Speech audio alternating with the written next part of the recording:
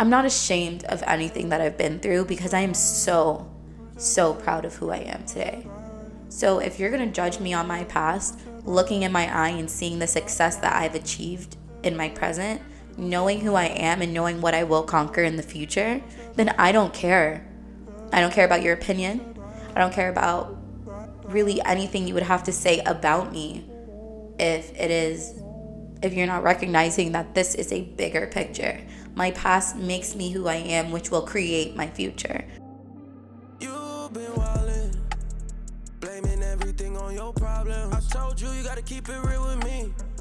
Send a long text and I ain't even bothered to read it. Hello, everybody, and welcome back to another episode of Free Therapy. Again, I'm alone. I might alternate between having a guest and not having a guest. Who really knows? But I guarantee you, every single week you will get an episode. You will get an episode from me. Okay? So this episode is a little bit deeper. It's something that I've come to realize has been obviously it's been a really big part of my life. But as an adult, I'm here to I'm able to talk about it. Before, I was never able to talk about it or think about it, or just I couldn't articulate my thoughts about it. It was a really tough time for me. But so this episode, since you clicked on it, it's called the Dead Parents Club. I named it that because after my mother passed away, I wanted to start a support group for kids, maybe not kids, but maybe teenagers, people going through puberty and things like that, called the Dead Parents Club. Because it's it would be a club for people with dead parents.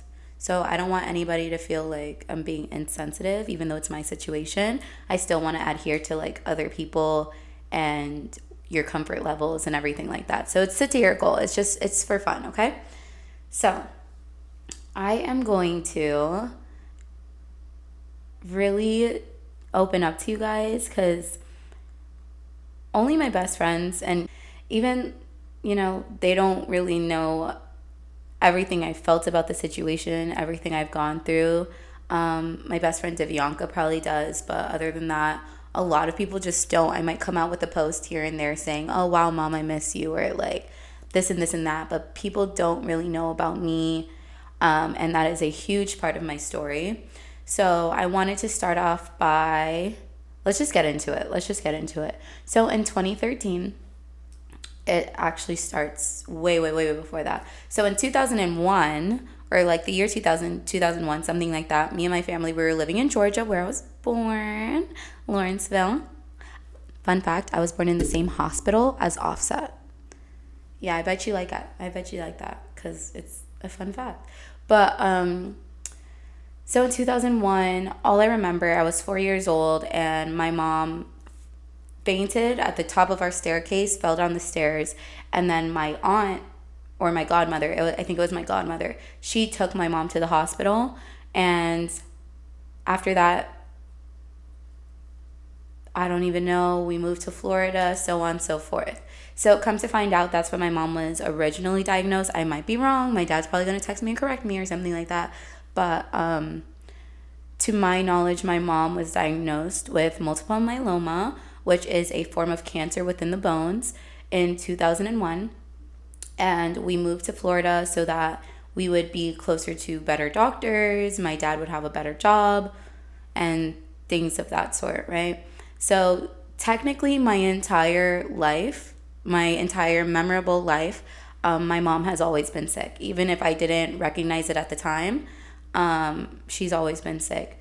So in 2013, I believe, I just remember it was about to be my 16th birthday. I did the math really quick, but I might be wrong, and I'm okay with being wrong. So just letting you guys know.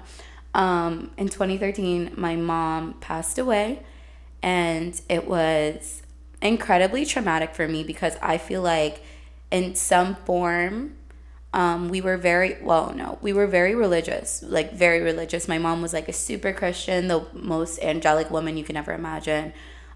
Literally an angel. And as I grow, I feel like in the church, what we call prayer is also a form of manifestation. So at that point, I was trying to speak good into the world. It was the day before December 1st. It was November 30th, 31st, whatever it was. And I tweeted, I said, tomorrow's gonna be the best day ever. This month is gonna be so good to me. Like, I was trying to put it out into the universe, but I just knew the situation I was in. So I was trying to just speak good, even if good wasn't happening. So I literally tweeted it. And the next day I was at school, and I got called to the office saying that my dad was coming to pick me up early. And my dad does not pick me up early. So I was just like, oh God. Like, oh God.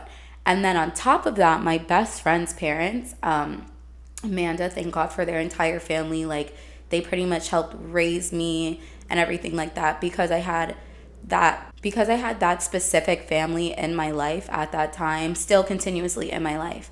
But since I had them so prominently in my life at that time, they showed up as well. And I was like, oh God, literally, oh God. So we found out my mom passed away the day before. We went to the hospital to visit her, and she had tubes in her throat, right? And I walked in and I looked at her and I was like, I feel like this is so selfish. I've never said this to anybody in my entire existence. But I looked at her and I was like, I'm not going to cry today. But I looked at her and said, I don't want to remember you like this. And I walked out of the room. And I wasn't able to talk to her much. Why am I making this episode? See, my problem is I was supposed to do this episode with somebody else. But it was somebody that I was supposed to be able to sit here and relate to, and like at least be able to like hinder the tears from coming down. But there's more that I'm trying to get into. So pretty much in 2013, that's when I lost my mom. That was the whole situation. The way I feel like it affected me growing up, I feel like at first, as soon as I found out that my mom had passed away, I was just in denial. Like, yeah, I cried maybe for 24 hours, but immediately after that, I was just like, I have to be strong. Like, I have to. And as a 15-year-old, that's hard. And especially because my brother and my sister, they're both older than me. So they went off to college. Like, they were already in college when this was all happening. My dad tried to like protect them from being able to see physically what was going on with my mom. But that put a lot of pressure on me to see literally everything for everyone. And I was the youngest, so it affected me really bad. So like growing up, why am I doing this? I feel like it's really important. And this is like the first time that I'm able to like talk about it with people. And it's important to talk about it with people because she's worth talking about. But I don't cry on camera. I'm shy. So, I was pretty much the one, as soon as I got my permit, I was taking my mom to her chemotherapy appointments. Sometimes I would have to skip school just to drive her. It got to the point where she couldn't walk or anything like that. But she was always literally the most positive person to exist. I don't care about Mother Teresa or any of that, like literally at all. My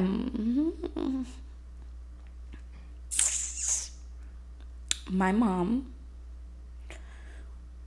was, is, and will always be the most wholesome person I've ever experienced. And even though my time was limited with her, I'm just so grateful to have experienced her for the time that I had her. Because even if I didn't realize it then, I'm realizing it now, and I'll continue to realize it, that she's had such a big effect on who I am as a person, my morals, what I put up with, what I don't put up with. I know how strong I can be because of how strong she was.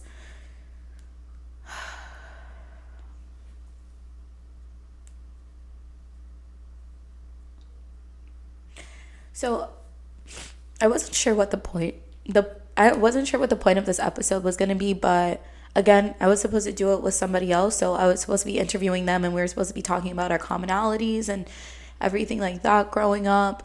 But now I think I'm just going to dedicate this to my mom.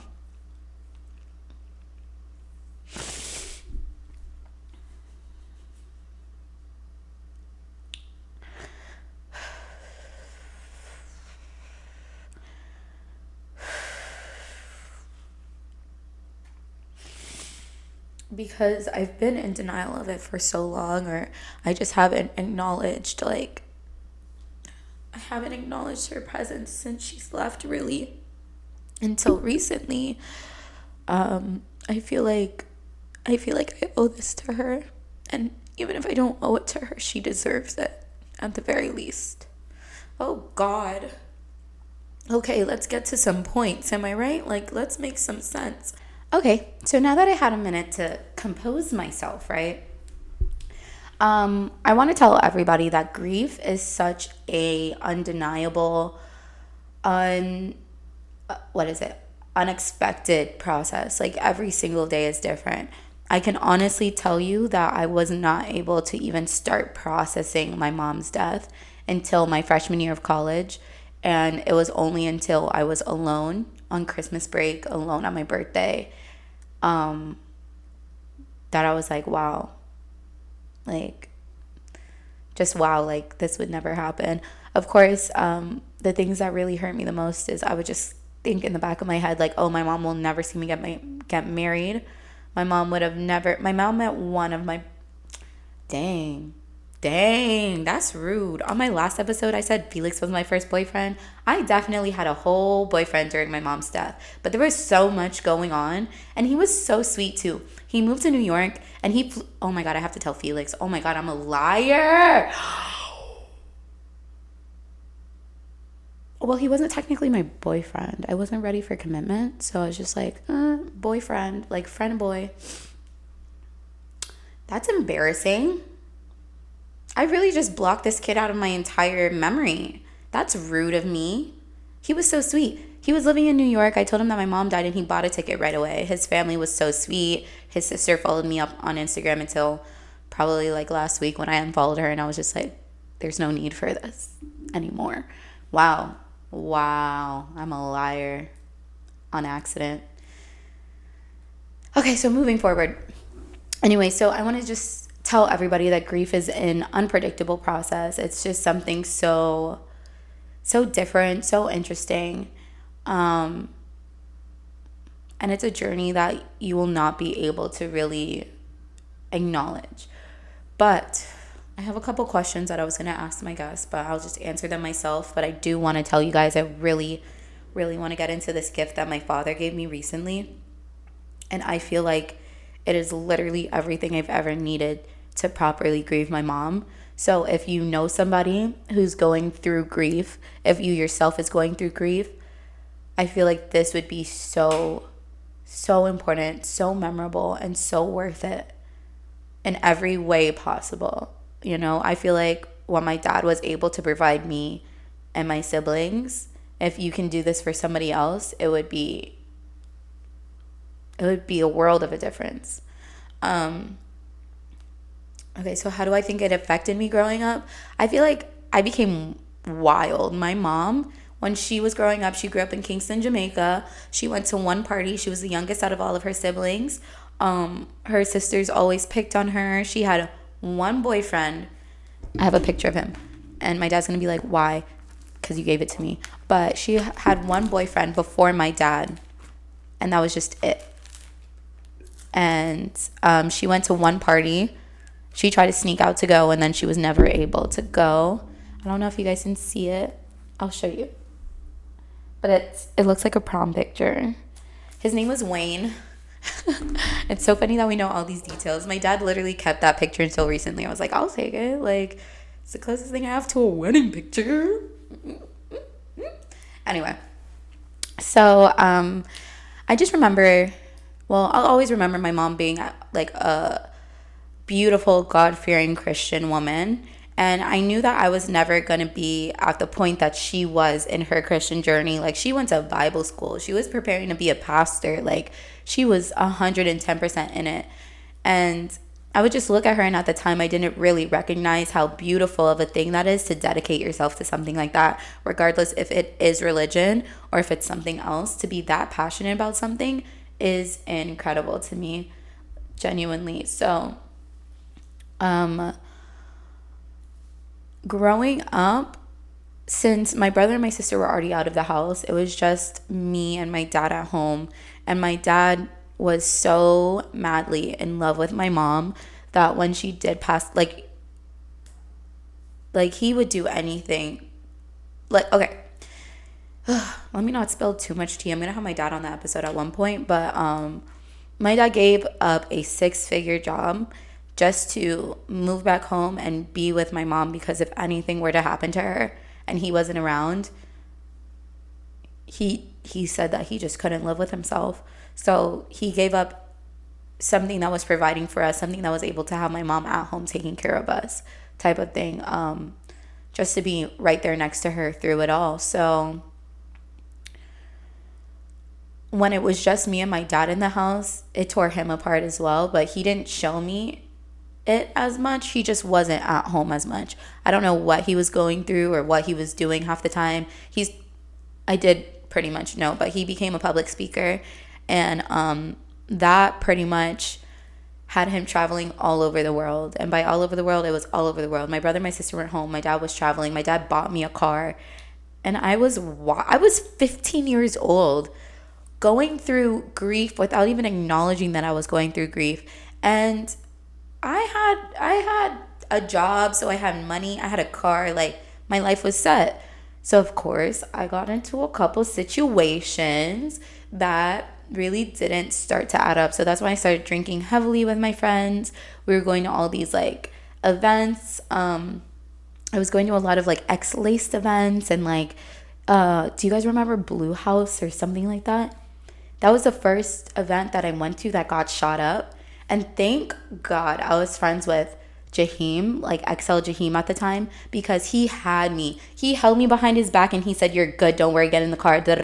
He took care of me. But at the end of the day, if something were to happen to me, my dad wasn't there. My brother and my sister were away. Nobody knew what was going on. So I was putting myself in predicaments that were just not okay for a 15-year-old. But it's like, what do you expect? Like, what did you want me to do? Like, what did you want me to do? Like, what? So I feel like if how it affected me, it just like, it pushed me almost in the wrong direction. But I feel like every wrong direction is a right direction. I wouldn't change anything about my life other than my mother being alive. But since that did happen, every event that happened after that has led to where I am right now, to be able to speak on my emotions and try to be emotionally intelligent and put certain things first as a moral person, not as a moral person, but as a 23-year-old right now. I can see a lot of people just going through things that I would never put myself in the position to go through. And I think that is, even if it has nothing to do with my mom, I know that it was because of the way she raised me, or just her perspective that was like that dawned on me later in life. So I feel like at the time, I would say it pushed me to be rebellious. But at the end of the day, I'm so proud of who I am, and I know she would be so proud of who I am as well. So, jeez, I'm not going to cry again. I just can't do that. So again, like as I was saying, like grief is such a crazy process. To this day, I'm still grieving, but I'll get to it later. But what my dad did for me, it just really it allowed me to be able to think of my mom in more of a positive light than just a sadness, just somber, being filled with like sadness or anything like that. So my grief at the time was smoking weed, having sex, just going out and partying. When my dad was going out, it wasn't a lot of people that I still associate with. They were not invited to this, but there was this one point that my dad told me he was going out of town. So I threw a show in my backyard, and what's his name?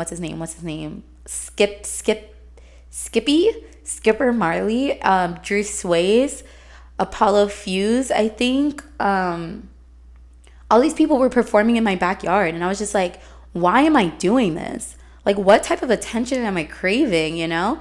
And at the end of the day, I want to tell you guys right now, a girl from my church, because she wasn't invited. No, yeah. So like literally a girl from my church, because she wasn't invited to this event that I threw or whatever the case was, she told my dad about it. And then obviously I got in trouble about it. She was telling my dad that I'm drinking and driving, even though I always make one of my other friends drive if I was drinking. But I had other people driving my car that were uninsured and all this stuff. So it's just like, because of that, my father took the car that he just bought me, and 4 months later, he just shipped it to Africa. Mind you, I've been to Africa. You don't use a sedan in Nigeria. I would go as far as to, no, I can't say all of Africa because there's a lot of modern places. He shipped it to my uncle in Nigeria, okay? There are dirt roads that mess up the tires, that'll get in the engine, and that's exactly what happened. So my dad wasted $12,000 getting me a car. And mind you, that car was a better year than my current car is. It was a 2010 Hyundai. Right now I'm whipping a 2008. Happily, because I paid for her myself. But you feel me? But yeah, so my grief process just led to a lot of unnecessary drama in my life. So the next question I have here, I've just been answering them without like saying them out loud, but I'll go ahead and say it out loud. The next question I had here was, as you grew up, what did you notice was the biggest differences in your personality compared to before? I feel like when my mom was alive, I was just so happy and joyous and eccentric, right? I was this just like fun-loving, good girl. I would not be in half of the things that I got into at the time if my mom was alive, if she continued living or everything like that. Like, as soon as she passed away, I started hanging out with the people that were smoking every day, that were drinking every weekend, that would do drugs at school, stuff like that. Like, I've done indescribable things to cope without even acknowledging that it was a coping mechanism. So personality wise, I feel like I could possibly be further in life, because I feel like my personality is my biggest blessing. A lot of people can't think the way I think, be who I am, say, like, their energy just cannot match mine, even if they tried. And that's not even, it is a flex, but I'm not trying to flex, you feel me? Like, I'm just such a happy, I'm coming back around to it. I'm getting back into myself now. So I can go ahead and say that I don't think, oh dang, lost it. ADHD happening again. But yeah, so I just feel like as a person, damn dog, I'm gonna have a episode, because in my grief process, I was going through a lot, things my dad doesn't even know about, and he knows everything. And it's like, I'm not ashamed of anything that I've been through, because I am so proud of who I am today. So if you're gonna judge me on my past, looking in my eye and seeing the success that I've achieved in my present, knowing who I am and knowing what I will conquer in the future, then I don't care. I don't care about your opinion. I don't care about really anything you would have to say about me if you're not recognizing that this is a bigger picture. My past makes me who I am, which will create my future. I'm getting off topic a lot because this is just a crazy thing for me to be talking about. So I'm sorry in advance if the pod is all over the place, but this is something that I did really, really, really want to talk about with everybody. The next question is, what are some things that helped you the most throughout your grief process? What I will say helped me the most is my friend group. When my mom passed away, I believe, I could totally be wrong, I was a junior in high school, either a junior or a senior. And My friendship group at the time consisted of Jaden, Alejandra, Sierra, and Justin. And sorry. And they pretty much, and I'll say this with my whole chest, they saved me from myself in so many instances. Because if I was smoking, I would be smoking with them in our little space, right? We would go to somebody's house and it wouldn't be as a coping mechanism. It would be, I'm having so much fun with my friends. Let's smoke weed and pretend like Cinnamon Toast Crunch or mini churros. Like it was never as a coping mechanism because I had them there to keep me happy, like remind me of the happiness that I had before. That in itself, I'm just going so deep right now, but I really don't care. It's called free therapy, okay? This is my therapy. This is my free therapy, okay? But it's just crazy to say that out loud because I'm just not friends with them in the same way anymore. Sierra's still my best friend, but I could say that I miss the old times, but I know that we all grow and we mature and we grow apart and everything like that. But one thing I will always say is that I have been, I will be, I will forever be grateful to being surrounded by such great people and for their families. Jesus. And of course, Amanda Diaz. Amanda Diaz is my everything.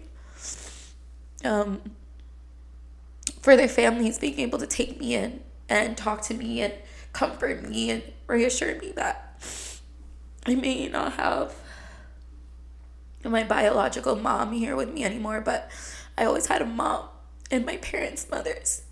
And that is something that you cannot. Why didn't I bring tissues? I'm getting a tissue. Okay. Getting it together a little bit, right? So I'll always be. Why are you yelling, Jade? Shut the fuck up. Okay. So I will literally always be grateful for those friends that I had in my life. That's one thing that my mom was really good at, was telling like what friends were good for me and all of those type of things. And I feel like I really adopted that gift because it really is a gift that some people just don't have. I was able to adopt that within me and my own friendships to this day. So to all my friends, genuinely, but like to this day, especially Devianka, like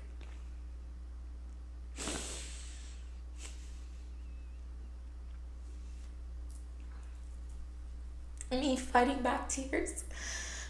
Jesus, Jade. This is not how this was supposed to go. I was supposed to have a guess. Okay, whatever. Okay, but seriously, but to this day, it's like I have friends that are family. Like, and that means so much, especially when you are so down bad or you're thinking about like all the losses in your life or, oh, is things even worth it anymore? Is it worth trying? Is it worth doing certain things? It's good to have some type of stability. Usually your family is that stability, but when they're all going through their own grief process, it's hard for them to be able to stabilize each other. So we weren't able to be there for each other. But that leads perfectly into, so my family and I, we just went to my cousin's wedding in Cancun. So exciting, so beautiful, all inclusive. We got crunk. So we went to the wedding and everything like that. And on the last day, my dad said he wanted to set aside time for us so that me, your brother, your sister, we can all just go through it together and truly grieve your mom. Oh, Jesus. So I was like, Dad, that's fantastic. You're right. Like, at least a little memorial service or something of that sort. So on the last day of the trip, it's me, my brother, my sister. At this point, like, me and my sister are like this. Like, we can't get along for more than 72 hours. We just annoy each other, piss each other off, or something of that sort. So I was already annoyed with her, and my brother is the oldest. He's the mature one, just sitting back, watching everybody, and just watching everybody and taking mental notes. And you can tell what his mental notes are, but he's not going to reveal those notes to you. So everything like that. My sister's being she doesn't like it when we call her emotional, and I don't want to offend her at all because she's my sister and I love her so much. But and I was being aggressively angry, like for no reason. And then my brother's in the corner, like keeping everybody in check. My dad's just trying to tell the story and like have us bond and everything like that. But he brought so many pictures for us to pick out. We had so many photo albums growing up. We had collages around our house and everything like that. And I would visit my sister and she would have all of my mom's stuff, all of the collages, all of the lamps from the old house. And I was just like, why is it fair that you have everything? I literally have nothing to remember our first house from, our mom by, like anything like that. So luckily my dad brought pictures and I was able to put together a little photo album of my mom. And this is us, besties. Can you see? These were my kindergarten pictures, pre-K pictures. She was the preschool teacher for the class right next door, and it was separated by a curtain. So if I ever got in trouble, she opened the curtain, took me in the bathroom, went back out, wiped the tears. I said, I'm good. Yeah, I won't never do that again, type of thing. So like those are our little pre-K pictures or whatever. But my dad also gave me something that has really just enabled me to grow as a person finally, and just like really recognize like my life with and without my mom, So the first thing that he gave me that I feel like was the most meaningful was this necklace. It's a locket. I'm going to go ahead and put a picture inside of it. But it says always in my heart, and there's something deeper in it, but I'm just like, I'm not going to talk about it. And then he also gave us each and then he gave my brother like a bracelet, so it was really cute.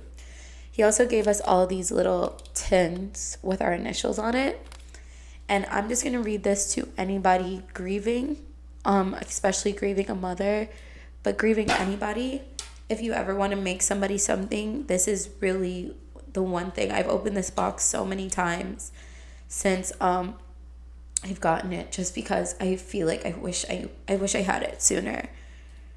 So it comes with a lot of these little knickknacks inside, like a luggage tag, a cotton ball, lifesavers, a lollipop, mints. There's a candle. I didn't realize that. A paper clip and some Hershey's Kisses. He also included my medical bracelet from when I was younger. Like, just like that. I feel like that was really cute and sentimental to know that he's held on to it.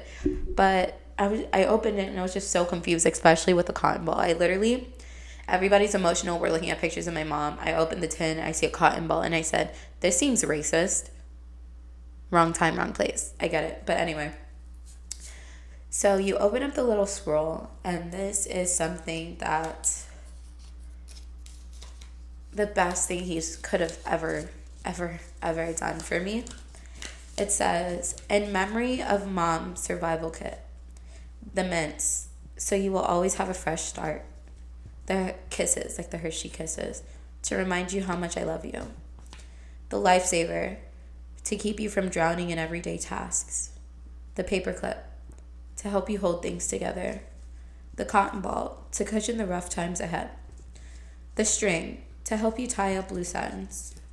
The ribbon, to remember you are a gift to the world. The luggage tag, to remember life is a journey and your destination is greatness. The star, to remind you how much you shine. The lollipop, to help you lick your problems away. And the candle, to remind you to be the light of this world and shine bright. And I feel like being able to look at pictures of my mom, play her favorite song, and just reread this over and over and over, it finally allowed me to be able to grieve in a way that like finally made sense to me. Something that was just like, because obviously gone, but like not gone. Like, I knew she was never going to leave my side or anything like that. Sorry, I'm not looking at the camera. I just will literally burst out in tears. But I knew that she was always with me, but at the time I didn't feel it. But the second I got this box and the second I put on this necklace, I just felt like my mom's presence has really been with me. I've been able to talk to her, and she's been able to look out for me even more so than before, because after she left, the situations I got myself in, she had to have been with me to keep me safe, because I promise you, in everything, it just doesn't make sense. It just doesn't make sense how crazy I was. But this box is probably like the most valuable thing to me. If this entire apartment collapses or burns down, the one thing, two things I would take out of it would be this and the photo album.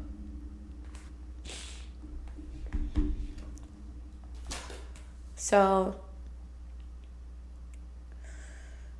yeah. So, I know the organization of this episode might be a little all over the place. My battery is right about to die, so I'm going to wrap it up.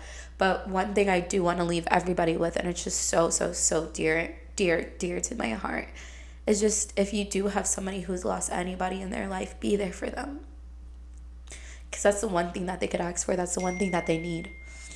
You know, that's the one thing that could really make a huge difference in their life. Be there for them. Let your family be there for them.